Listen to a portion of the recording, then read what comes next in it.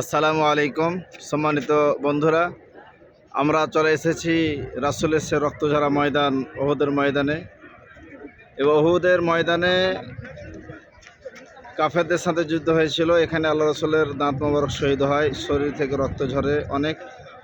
এবং গিরিপথে ৭০ জন মুসলমান, ৫০ জন মুসলমান পাহারায় থাকায় যুদ্ধের এক পর্যায়ে মুসলমানরা প্রথম দিকে বিজয় লাভ করলেও গনিমতের মাল সংগ্রহে এবং নেতার আদেশ আনুগত্য এবং কথা মেনে না চলার কারণে গনিমতের মাল সংগ্রহের জন্য তারা গিরিপথ থেকে নেমে ময়দানে মাল সংগ্রহের জন্য নেমে পড়ে, ব্যস্ত হয়ে পড়ে।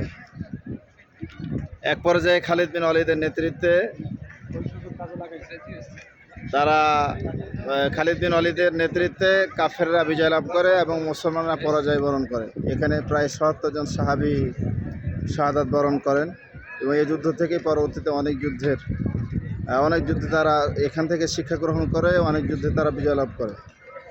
আমি সংক্ষিপ্ত আকারে আপনাদের সামনে সেই উহুদের ময়দান তুলে ধরছি।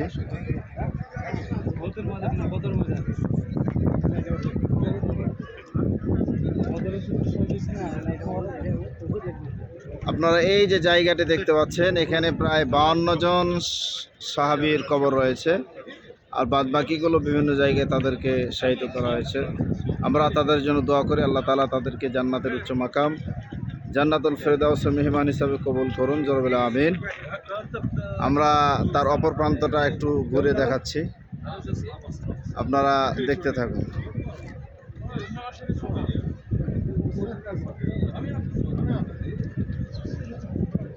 دكتور محمد كاف يعطيكم الصحة تلحق من ده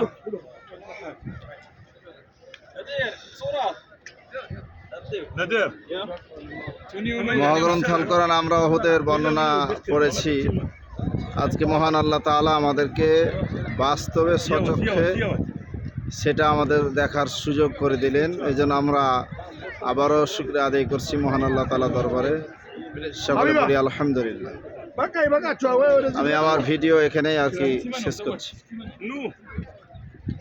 راكب ولا مرور ولا